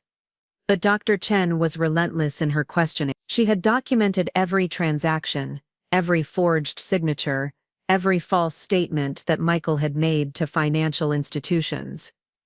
When she presented him with evidence of his crimes, his carefully rehearsed answers started to fall apart. The most damaging moment came when Dr. Chen played recordings of Michael's phone calls to Eddie's union benefits office.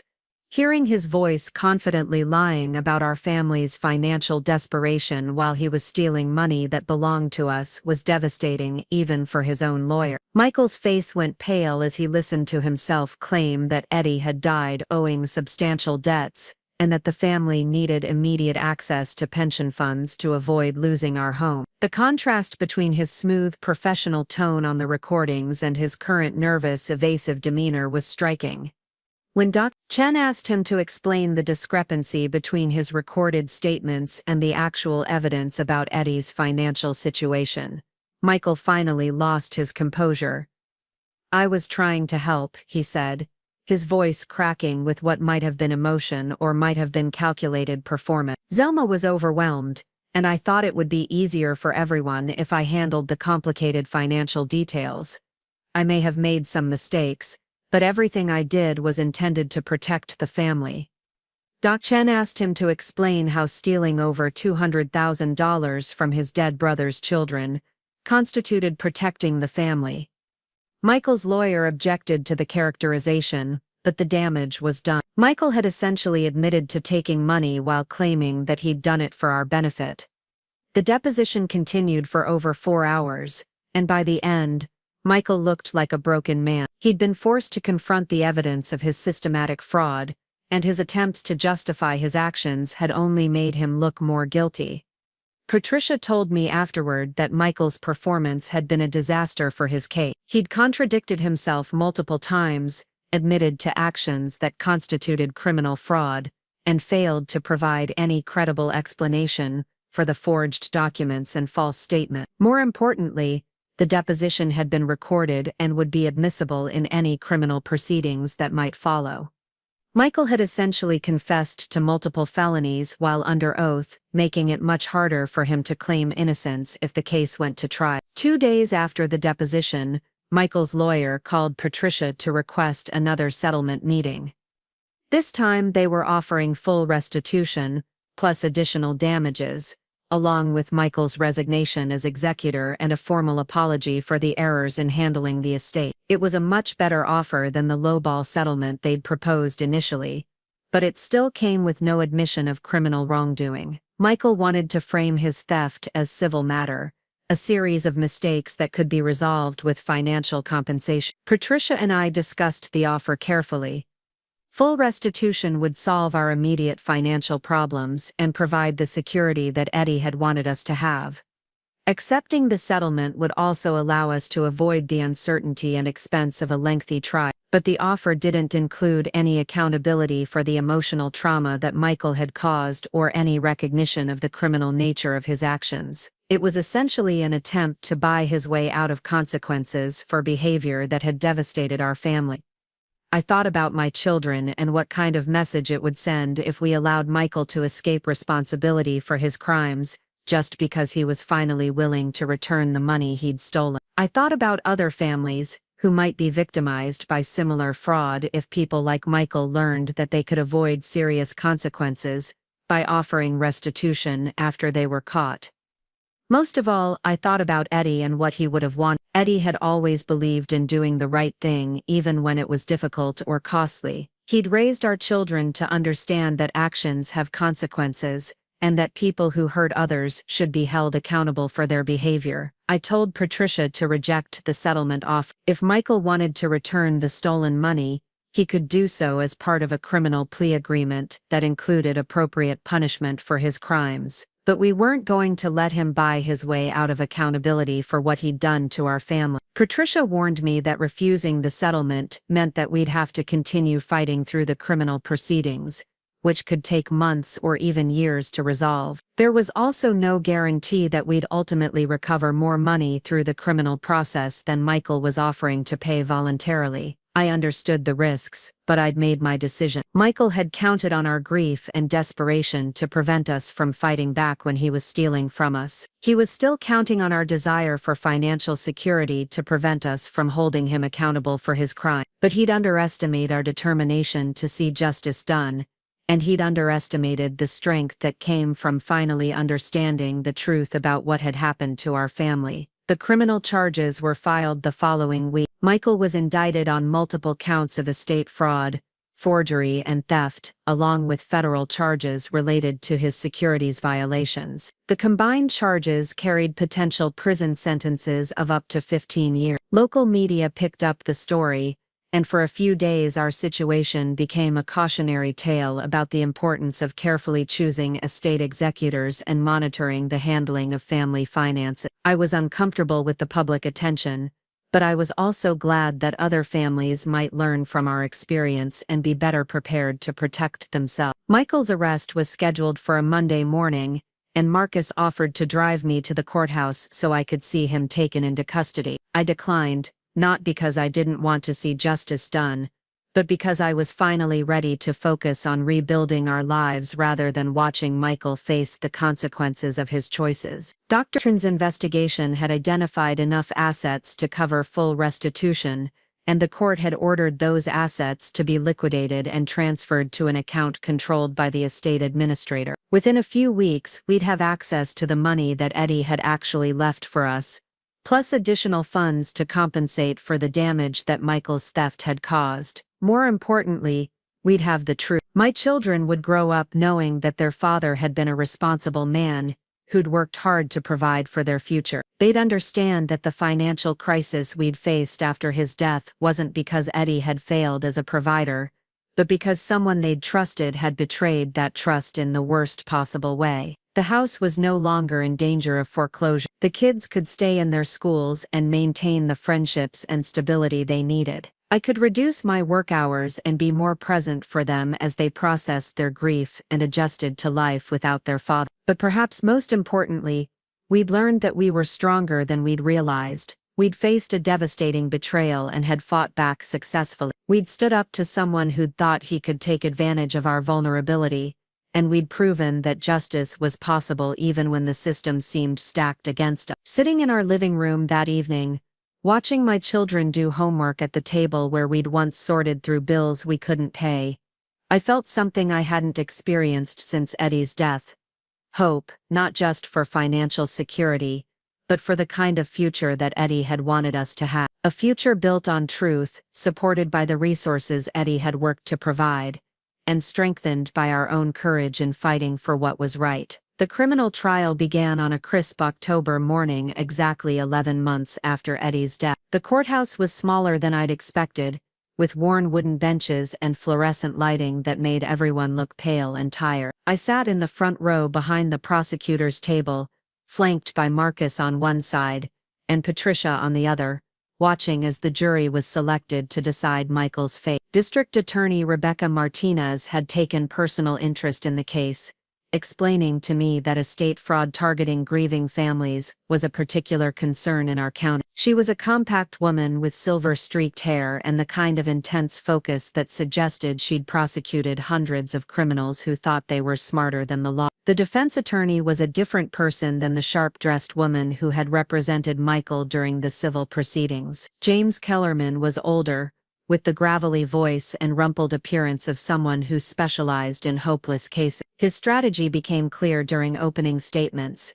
He was going to paint Michael as a man who had made poor decisions under extreme stress rather than a calculating criminal who had systematically defrauded his brother's estate. "Ladies and gentlemen of the jury," Kellerman began, This case is about a family tragedy that spiraled out of control. My client Michael Brooks was facing his own financial crisis when his beloved brother Eddie died suddenly and unexpectedly. In his grief and desperation, he made some questionable decisions about how to handle the estate. But poor judgment is not the same as criminal intent. Dia Martinez's opening statement was more direct. She stood in front of the jury box and methodically outlined the evidence they would see over the coming days. Bank records showing systematic theft, forged documents with Michael's fingerprints, recorded phone calls where Michael lied to financial institutions, a clear pattern of deception that began before Eddie was even buried and continued for months. This is not a case about grief or poor judgment, Martinez said, her voice carrying the authority of someone who had seen every possible variation of white-collar crime. This is a case about a man who saw his brother's death as an opportunity to solve his own financial problems. The defendant didn't just steal money from his brother's widow and children, he stole their future, their security, and their trust in family bonds that should have been sacred. The first week of testimony focused on establishing the timeline of Michael's fraud and the methods he had used to access Eddie's accounts. Dr. took the stand for 2 full days, walking the jury through her forensic analysis of the financial records with the kind of methodical detail that left no room for doubt about what had happened. She showed the jury copies of the forged documents, explained the sophisticated techniques Michael had used to practice Eddie's signature, and demonstrated how he had used multiple bank accounts to launder the stolen money and make it harder to trace. Her testimony was devastating because it removed any possibility that Michael's actions had been impulsive or accidental. The prosecution also called several of Eddie's former clients to testify about the checks they had sent to his business address after his death. These were honest working people who had wanted to make sure Eddie's family received the money owed for completed work. Hearing them describe their shock at learning that their payments had been intercepted by Michael was emotionally powerful for the jury. Tony Castellano from the restaurant was particularly effective as a witness. He explained how he had specifically requested certified mail for his final payment to Eddie, because he wanted to make sure a grieving widow wouldn't have to chase down money during such a difficult time. When Dia Martinez asked him how he felt upon learning that Michael had stolen that payment, Tony's voice broke slightly. I trusted him because he was Eddie's brother, Tony said. Eddie always talked about family loyalty, about how important it was to take care of each other. I thought I was helping his family by sending that money promptly. Finding out that his own brother was stealing from his wife and kids, it made me sick to my stomach. Marcus's testimony was scheduled for the second week of the trial. He had been dreading this moment since the criminal charges were filed, knowing that he would have to testify against his twin brother in front of a courtroom full of strangers. But when Dia Martinez called his name, Marcus walked to the witness stand with the composed determination of someone who had chosen justice over family loyalty. The prosecutor led Marcus through his background and his relationship with both Eddie and Mike. She had him explain the phone calls he'd received from Eddie about setting up protected investment accounts, and the later conversations with Michael where Michael had lied about the estate's financial situation. But the most damaging part of Marcus's testimony involved the text messages and emails he'd received from Michael over the past 2 years. Dia Martinez displayed these communications on screens around the courtroom, showing the jury a clear pattern of Michael lying to family members about his financial situation and borrowing money under false pretenses. In one particularly damning email, Michael had told Marcus that he needed $20,000 for emergency medical expenses for a girlfriend who didn't actually exist. In another, he had claimed that a business investment had fallen through and that he needed a short-term loan to avoid bankruptcy. Every story was a lie, every request part of a pattern of deception that had culminated in the theft from Eddie's estate. Defense attorney Kellerman tried to shake Marcus during cross-examination, suggesting that he was biased against Michael due to old family rivalries and that his testimony was motivated by a desire to inherit a larger share of Eddie's estate. But Marcus remained calm and factual, acknowledging that he and Michael had had their differences while standing firm on the evidence of Michael's fraudulent behavior. The truth is, Marcus said at one point, I would have helped Michael if he had been honest about his financial problem. Our family has always supported each other through difficult times, but Michael chose to lie and steal instead of asking for help. He chose to victimize Eddie's widow and children instead of facing his own mistakes honestly. The third week of the trial focused on the impact of Michael's crimes on our family. I had been nervous about testifying, worried that I might break down on the stand or say something that would hurt our case. But when Dia Martinez called my name, I found that I was ready to tell our story. I walked the jury through the timeline of events from Eddie's death through the discovery of Michael's fraud. I described the phone calls from creditors, the confusion about insurance policies that should have existed, the gradual realization that nothing about our financial situation was what it appeared to be. But I also talked about the emotional impact of Michael's betrayal. The way he had comforted me at Eddie's funeral while planning to steal from us. The nights I had lain awake wondering how I was going to feed my children or keep our home. The guilt I had felt for months, thinking that Eddie had somehow failed as a provider when the truth was that Michael had systematically stolen everything Eddie had worked to leave us. When Dia Martinez asked me to describe how Michael's actions had affected my children, I had to pause for a moment to collect myself. Kaylee had trusted Uncle Michael completely. She had turned to him for comfort after her father's death, and learning that he had been lying to us and stealing from us had shattered her faith in adults who claimed to care about her. Trevor had become withdrawn and suspicious, questioning whether other family members might also be lying to him. Stella had started having nightmares about losing our house, fears that had been entirely justified given that Michael's theft had nearly resulted in foreclosure. These children lost their father, I told the jury, my voice stronger than I had expected it to be. But they also lost their sense of security, their trust in family relationships, and their faith that adults would protect them rather than prey on them. Michael didn't just steal money, he stole their childhood innocence and their belief that family members would take care of each other. Kellerman's cross-examination was gentler than I had expected. He seemed to recognize that attacking a grieving widow would backfire with the jury, so he focused on trying to establish that I had been confused and overwhelmed after Eddie's death, and that I might have misunderstood Michael's intention. But I had been preparing for this line of questioning for months. I calmly walked through the evidence that proved Michael's deception, from the forged signatures, to the recorded phone calls, to the systematic liquidation of assets. I acknowledged that I had been grieving and overwhelmed, but I pointed out that grief doesn't make you unable to recognize theft when it's happening to you. The most powerful moment of my testimony came when Kellerman asked whether I thought Michael might have genuinely believed he was helping our family by managing the estate finances. I looked directly at the jury and gave them an answer I had been thinking about for months. A person who genuinely wants to help a grieving family doesn't forge documents, I said. They don't lie to banks and insurance companies. They don't intercept checks that belong to someone else, and they certainly don't manufacture fake debts to cover up their theft. Michael knew exactly what he was doing, and he did it anyway because he thought I was too weak and too trusting to stop him. The prosecution's final witnesses were experts who testified about the psychological impact of financial fraud on families, and the sophisticated nature of Michael's criminal scheme. A forensic psychologist explained how perpetrators of family fraud often exploit the grief and vulnerability of their victims,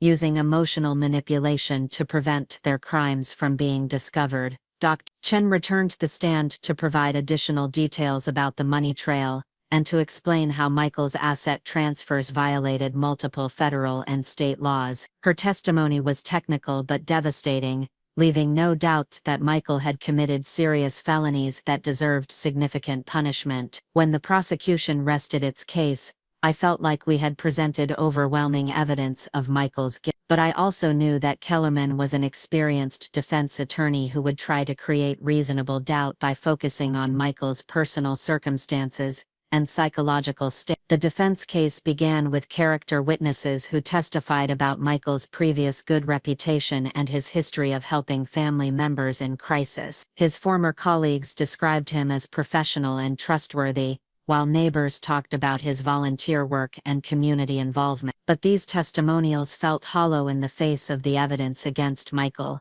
Dia Martinez's cross-examinations, effectively established that none of these witnesses had been aware of Michael's financial problems or his history of lying to family members about money. Michael's ex-wife was called as a defense witness, and her testimony backfired spectacularly. Kellerman had apparently hoped she would testify about the stress Michael had been under due to his SEC investigation and his mounting debt. Instead, she revealed additional examples of Michael's dishonest financial behavior during their marriage. She described how Michael had hidden investments from her, lied about the family's financial situation, and used joint credit cards for personal expenses without her knowledge. Her testimony painted a picture of someone with a long history of financial deception, completely undermining the defense argument that Michael's crimes had been aberrant behavior caused by grief and desperation. The defense also called a psychiatrist who testified that Michael was suffering from depression and anxiety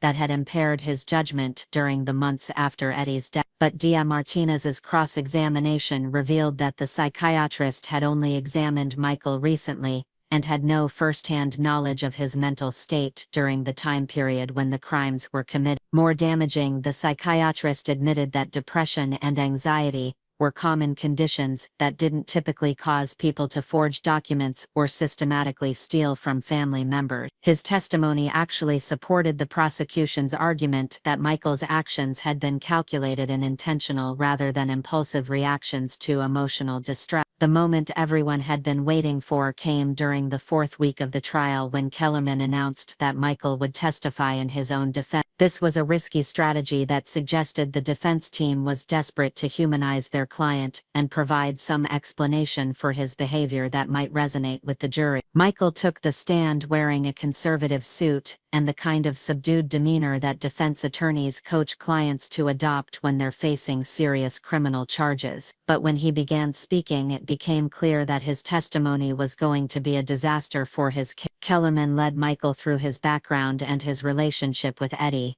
trying to establish the close family bonds that Michael had violated through his crime. Michael described growing up as an adopted child in the Brooks family and the gratitude he felt for being taken in after his parents' death. But when the questioning turned to the events after Eddie's death, Michael's answers became evasive and contradictory. He claimed that he had been acting in good faith based on his understanding of estate law and his belief that the family needed immediate financial help. When confronted with specific evidence of his fraud, Michael offered explanations that were obviously false or incomplete. He claimed that he had forged Eddie's signature on documents because he thought that's what Eddie would have wanted him to do. He insisted that he had moved money between accounts to protect it from creditors, not to steal it for his own use. Most damaging was Michael's complete inability to explain where the stolen money had gone. When Kellerman asked him to account for the funds he had taken from the estate, Michael claimed that most of the money had been used to pay Eddie's debts and estate expenses, but he couldn't provide any documentation showing what those expenses were or which debts had been paid.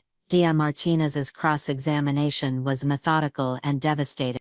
She walked Michael through each forged document, each false statement to a financial institution, each transfer of money to accounts he controlled.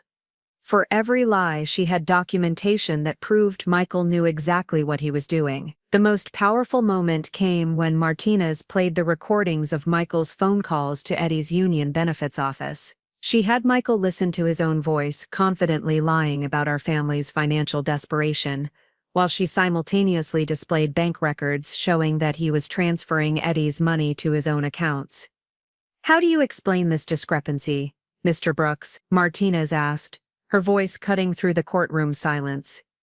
Michael stared at the documents for a long moment before giving an answer that sealed his fate. "I was trying to help the family," he said, weakly. "Sometimes helping people requires making difficult decisions that they might not understand at the time." Martinez pressed him on this response. "So, your testimony is that stealing over $200,000 from your brother's widow and children was actually a way of helping them." Michael's lawyer objected, but the damage was done. Michael had essentially admitted that he had taken the money while claiming that theft was somehow beneficial to his victims.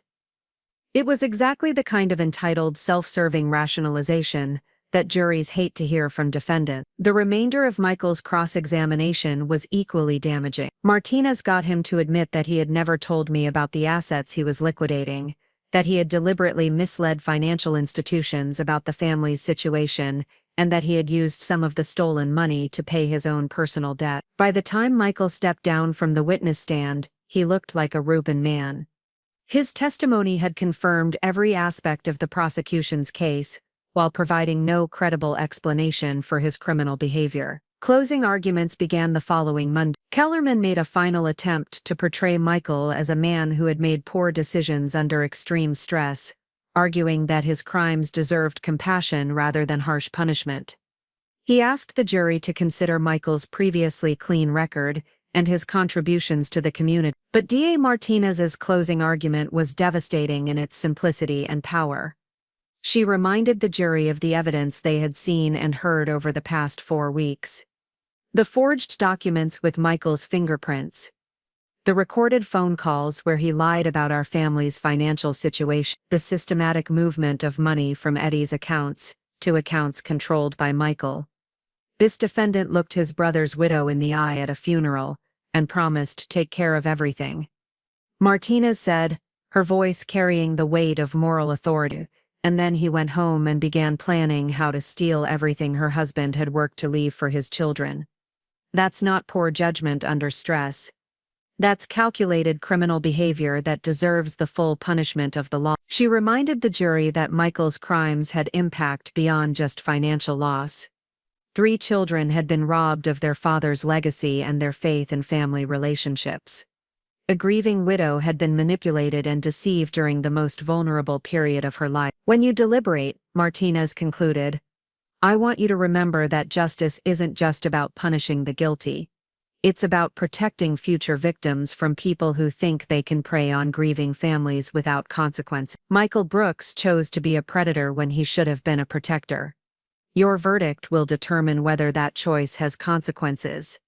The jury deliberated for just over 6 hours before returning with guilty verdicts on all counts. Michael showed no emotion as the foreman read each verdict. But I could see his shoulders sagging as the weight of his convictions settled on him.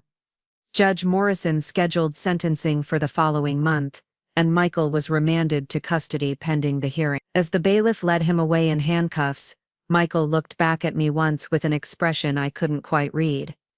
It might have been regret, or it might have been anger that his plan had failed. The weeks between the conviction and sentencing gave me time to think about what justice actually meant in our situation.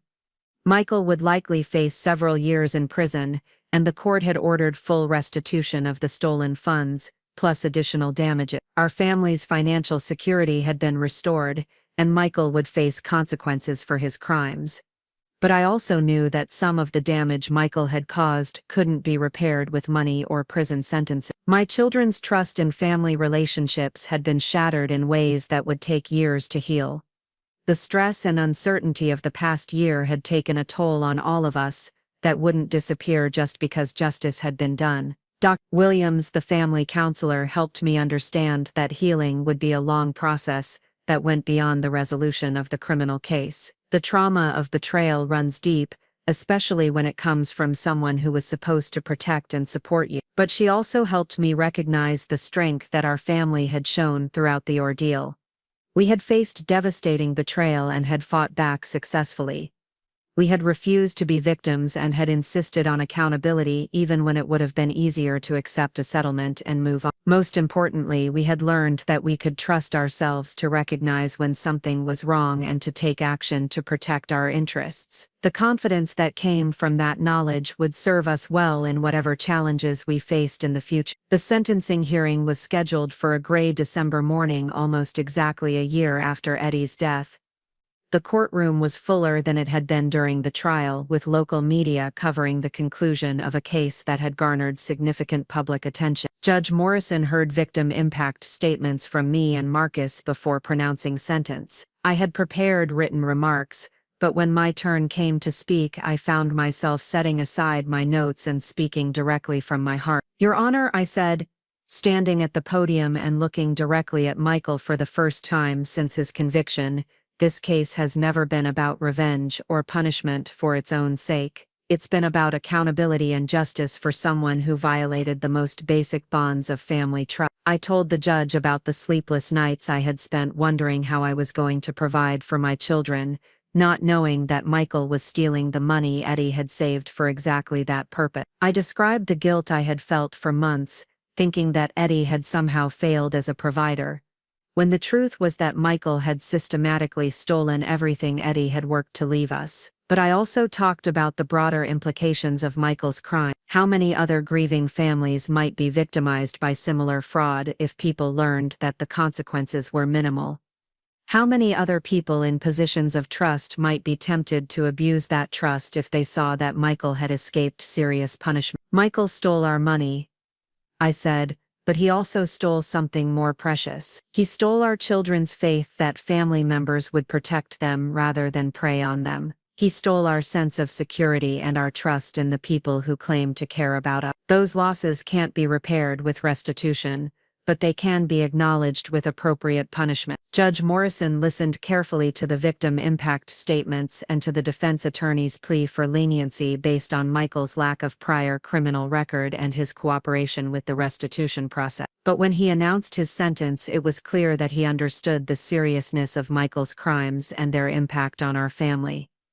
"Mr. Brooks," the judge said, looking directly at the defendant, "you held a position of trust as your brother's executor, and you violated that trust in the most calculated and devastating way possible. You didn't just steal money, you stole from grieving children and their mother during the most vulnerable period of their lives." The judge sentenced Michael to 8 years in federal prison, with the possibility of parole after serving 6 years. He also ordered full restitution of the stolen funds, plus additional damages for the emotional and financial harm caused by the extended legal proceeding. It was a substantial sentence that reflected the seriousness of Michael's crimes, while still allowing for the possibility of redemption if he served his time and made genuine efforts to make amends for what he had done. Walking out of the courthouse that day, I felt a sense of closure that I hadn't experienced since Eddie's death. Justice had been done, our financial security had been restored, and the legal proceedings that had dominated our lives for the past year were finally over. But more importantly, I felt proud of the choice we had made to fight for what was right rather than accepting Michael's deception and manipulation. My children had learned that actions have consequences and that people who hurt others can be held accountable for their behavior. They had also learned that their mother was stronger than they had realized and that our family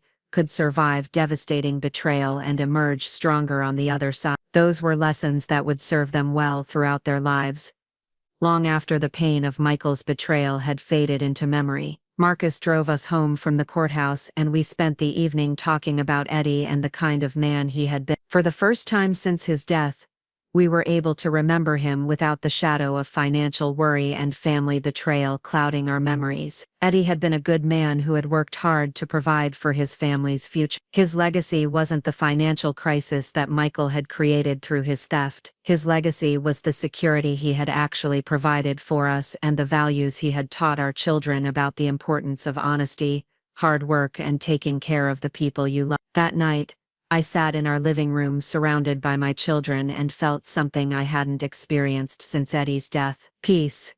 Not just the absence of crisis, but the deep satisfaction that comes from knowing you've fought for what was right and won. 2 years have passed since Michael's sentencing, and our lives have settled into a rhythm that feels both familiar and entirely new. The restored financial security has given us breathing room that I never fully appreciated when Eddie was alive.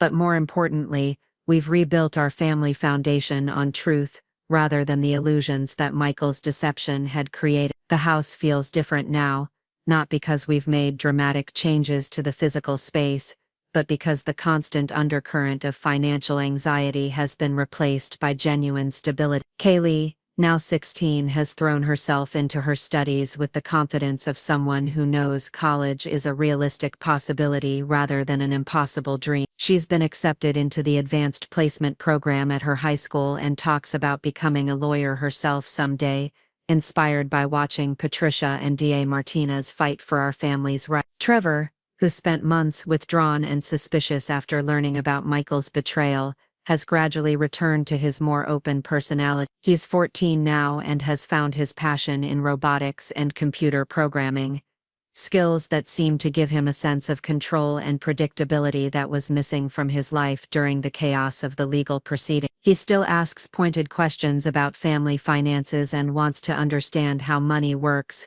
but his interest comes from curiosity rather than fear. Stella, at 10 years old, remembers the hardest parts of our ordeal as a time when Mommy was very busy with important papers, but she's grown up with the security that Eddie had always intended her to have. She's involved in dance classes and art programs that we couldn't afford during the months when Michael was systematically stealing from us, and she has the carefree confidence that comes from never doubting that her basic needs will be met.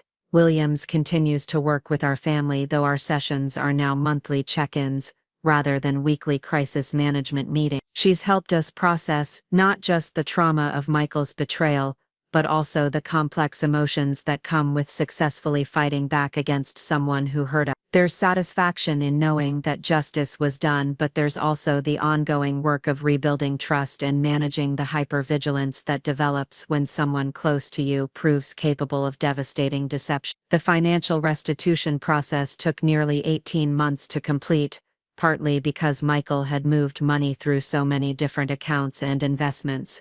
Chain's forensic investigation ultimately traced funds that even we hadn't known existed, including several small investment accounts that Eddie had set up through automatic payroll deductions over the year. The total recovery ended up being almost $300,000, significantly more than we had initially estimated. Some of this was money that Michael had stolen and hidden, but some represented interest and penalties that the court had ordered him to pay for the emotional and financial damage his crimes had caused our family. Marcus has become a regular presence in our lives, visiting every few months and maintaining the kind of relationship with my children that Eddie had probably hoped Michael would have.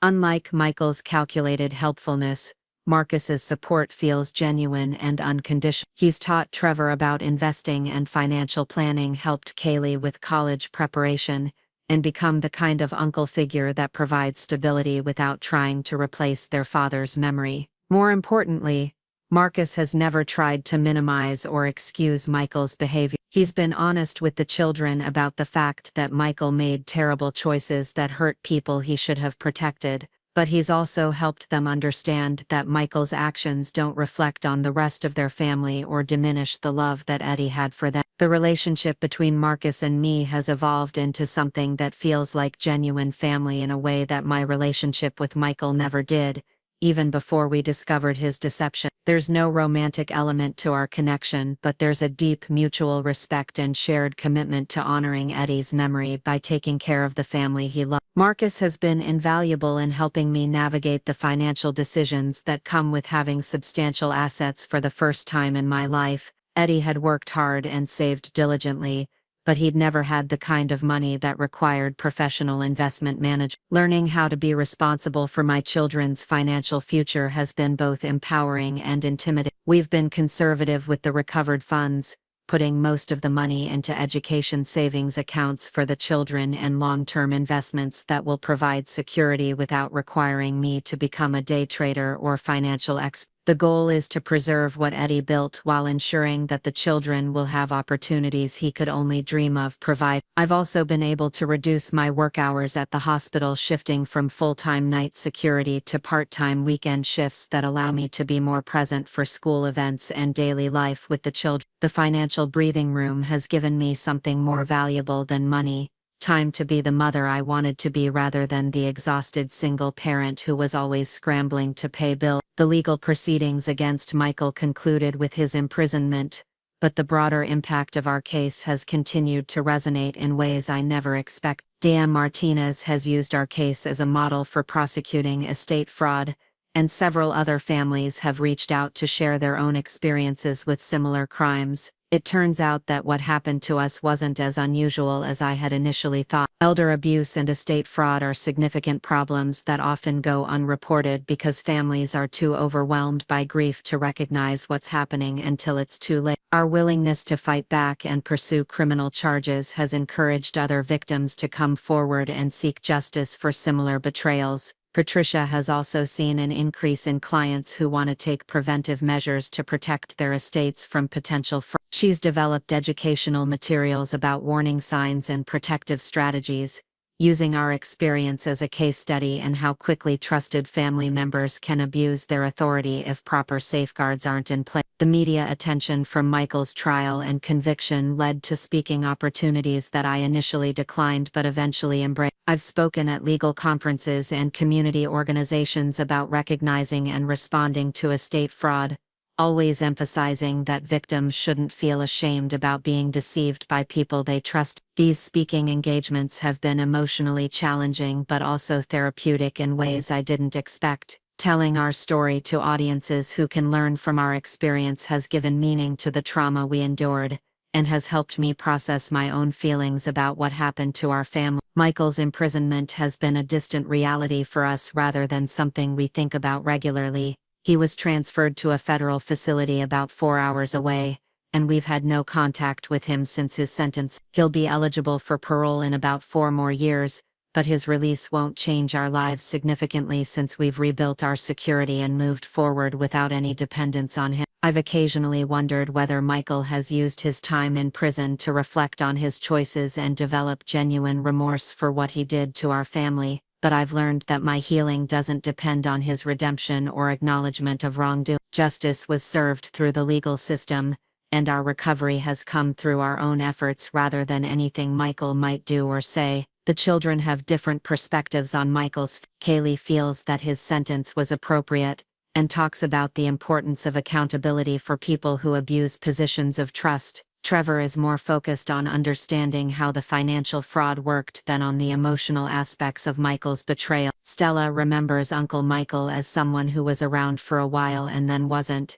without much emotional investment in what happened to him. Dr. Williams has helped us understand that these different reactions are all healthy ways of processing a complex family trauma. The children don't need to forgive Michael or maintain relationships with him, but they also don't need to carry anger or resentment that would interfere with their own emotional development. Eddie's memory has been restored to its rightful place in our family narrative, instead of the confusion and guilt that dominated the months after his death, when I wondered whether he had somehow failed as a provider.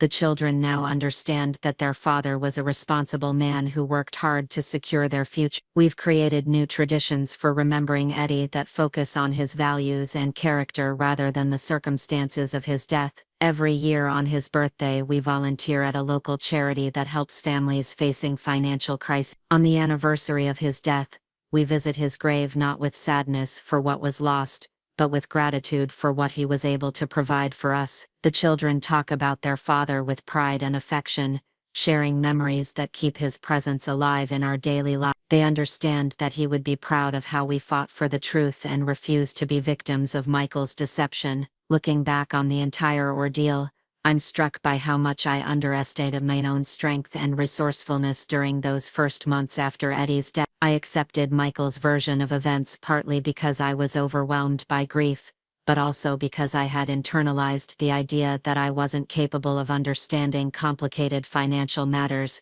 or challenging authority figures who claimed to be helping me. The experience of investigating Michael's fraud and fighting for justice taught me that I was much more capable than I had realized. I could understand complex financial documents when I took the time to study them. I could ask pointed questions and demand honest answers. I could stand up to intimidation and manipulation when my family's welfare was at stake. These discoveries about my own capabilities have influenced other areas of my life as well. I've become more assertive in advocating for my children's educational needs, more confident in making major financial decisions, and more willing to trust my instincts when something doesn't feel right. The children have also learned important lessons about resilience and the power of standing up for what's right. They've seen that justice is possible even when the odds seem overwhelming, and they've learned that families can survive devastating betrayals if they support each other and refuse to give up. Kaylee often talks about wanting to help other families who have been victimized by financial fraud. Her interest in becoming a lawyer seems motivated not just by academic curiosity, but by a genuine desire to fight for people who have been taken advantage of by those in positions of trust. Trevor's fascination with technology and systems has been shaped partly by his experience watching Dr. Chen trace Michael's financial crimes through electronic records. He talks about wanting to develop better tools for detecting fraud and protecting people from financial predators. Even Stella, despite being young during the worst of our crisis, has absorbed lessons about the importance of honesty and standing up for family members who need help. She's more aware than most children her age of the fact that not all adults can be trusted, but she's also learned that there are good people who will fight for what's right when it matters. The house that we nearly lost to foreclosure has become a symbol of our family's resilience rather than a reminder of our vulnerability. We've made some improvements with the recovered funds, but more importantly, it's become a place where we feel genuinely secure rather than constantly worried about financial disaster. My relationship with money has evolved significantly since the early days when I was overwhelmed by bills I couldn't pay and debts I didn't understand. I've learned enough about financial management to make informed decisions about investments and planning, but I've also maintained the healthy skepticism that comes from discovering how easily trusted family members can abuse their authority. We work with a fee-only financial advisor who has no incentive to sell us products we don't need, and I've learned to ask detailed questions about any financial recommendation. The children are growing up with much better financial literacy than I had at their age, understanding how money works and how to protect themselves from people who might try to take advantage of them. The legal fees from our case were substantial, but they were ultimately covered by the restitution that Michael was ordered to pay. Patricia's decision to work on a contingency basis meant that we weren't financially destroyed by the cost of seeking justice, and the successful outcome validated our decision to fight rather than accept a quick settlement. Marcus has helped me understand the broader implications of estate planning and asset protection. We've set up trusts and legal structures that would make it much harder for anyone to manipulate or steal from the children's inheritance if something were to happen to me. The goal is to ensure that they'll never face the kind of vulnerability and confusion that made us targets for Michael's fraud. These protective measures include detailed documentation of all assets, multiple oversight mechanisms for anyone who might need to act as executor or trustee, and clear instructions for the children about how to verify information and seek independent advice if they're ever uncertain about financial matters. But perhaps the most important protection we've put in place is the knowledge and confidence that comes from having successfully fought back against financial predators. The children understand that they have the right to ask questions, demand documentation, and seek independent verification of anything that affects their financial security. Our experience has also strengthened our connections with extended family members who proved trustworthy during our crisis. Several of Eddie's cousins and colleagues provided emotional support and practical help during the worst months, and those relationships have deepened into lasting friendships that provide additional security for the children. We've learned to distinguish between people who offer help because they genuinely care about our welfare and people who are positioning themselves to take advantage of us. The difference isn't always obvious initially, but patterns of behavior over time reveal whether someone's concern is authentic or self-serving. The community response to our case has been overwhelmingly supportive. Local businesses and organizations have reached out to offer assistance and to express admiration for our willingness to seek justice despite the personal and financial costs involved. Some of this support has taken practical forms, like discounted legal services,